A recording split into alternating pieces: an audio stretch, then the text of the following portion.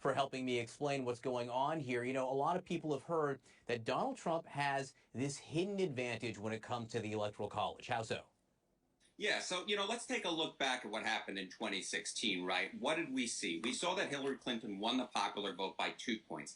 But in the state that contained the median electoral vote in the Electoral College plus one, Wisconsin, which is also known as the tipping point state, Donald Trump won it by one. That means that there was an Electoral College bias of 3 points. That essentially means that Trump could have lost the popular vote by up to 3 points and still won the election. So that's a hidden advantage for him for sure, at least in 2016. A lot of people are obsessed with polls on a daily basis, and they see in the polls that Joe Biden is leading, and leading by a fair amount right now.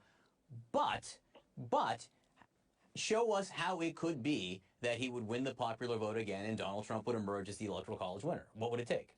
Yeah. So, take a look. This is a universe, the CBS News YouGov universe, and we're sticking within one pollster, and I think this will sort of tell the story. CBS News YouGov had a national poll last month that had Biden ahead by 10, and he was leading in the state that had the median electoral vote plus one, Wisconsin, by 6 points. But again, you see that same bias, right, where Trump is doing better in the state with the median electoral vote plus one than he is doing nationally. In fact, it's larger than it was in 2016. He's doing about 4 points better.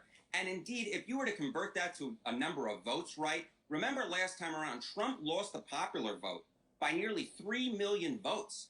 This time around, given the math of the CBS News YouGov polling, as well as the expected increased turnout, Trump could lose the popular vote by over 5 million votes and still win in the Electoral College, John. And I think that's the number that blows a lot of people's minds, that someone could lose the popular vote by 5 million and still win in the Electoral College. Dive into that a little bit more, because again, I think this is something that people will really care about. How can you get from 3 million to 5 million and still win a national election?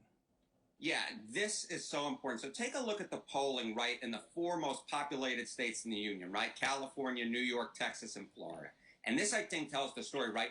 Joe Biden is so far ahead in New York and California. He's going to pile up votes there, get a lot of extra votes that, truthfully, he doesn't really need. While in the state of Florida and Texas, while Biden's ahead in Florida and he's barely behind in Texas, those are much closer to the nationwide vote. So it's quite conceivable that Trump could win by small margins in Florida and Texas, the two big states he wins, while Biden wastes a lot of votes in New York and California. So essentially, you start getting 3 million, 4 million vote edges, while in fact in the Electoral College, it may still be quite tight. Yeah, the math is actually pretty easy. Think about California and New York. It's easy to conceive of Joe Biden doing even better than Hillary Clinton in those states. And certainly in Texas, where Donald Trump won by 9 points, you expect Joe Biden, if he closes the margin there, he may not win, in which case, again, it would build up that popular vote total. There's some other interesting facts about the Electoral College, Harry, which is that in battleground states, and depending on how you look at it, candidates spend more than 90% of their time in a small number of battleground states because of the Electoral College.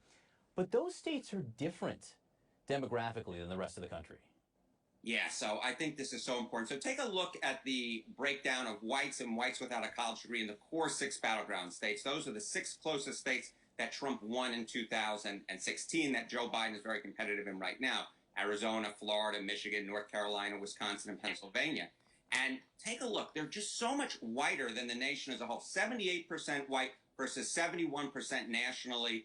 And non-college whites, Donald Trump's base, 50% white on average in those core 6 battleground states, just 40% non-college white nationally. So Trump's strength, again, is expanded upon in this core 6 battleground states. Very quickly, Harry, where are we today in this electoral contest? Yeah, so, it's still important to point out that even though Biden, may not be as strongly ahead in the Electoral College as he is in the popular vote, he's still ahead in the Electoral College. If the current poll averages are the results at this point, Biden still has 353 electoral votes to Trump's 185, but we still have a little under 90 days to go, so we'll have to see what happens. Harry, and I really appreciate you being with us this morning, diving into the numbers. I know you will be watching tomorrow night at 10 o'clock for this epic CNN event. I appreciate it, my friend. Thank you. I look forward to the musical number. I'm a CNN fact-check reporter. President Donald Trump keeps lying that mail voting is rife with widespread fraud and corruption.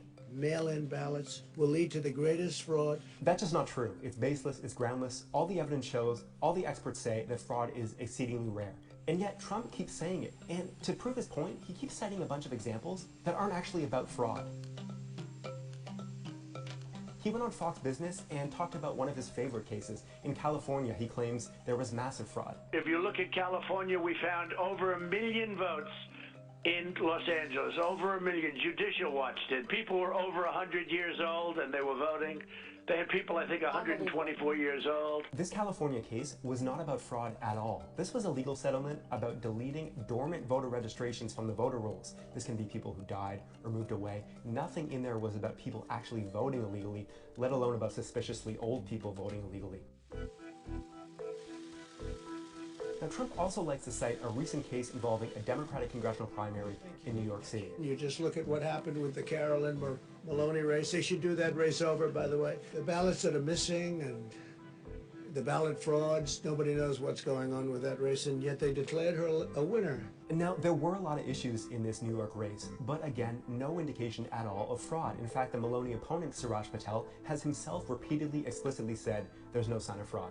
So what happened? Well, there was a legal dispute about the fact that a bunch of ballots were disqualified because of issues like late postmarks, missing signatures. A bunch of ballots were sent out late to voters, and the vote count was slow because New York was not equipped to handle this quantity of mail ballots this year. Now, those are real issues. They're real issues to talk about with the handling of mail voting. But again, no indication that this race was fraudulent or rigged in any way.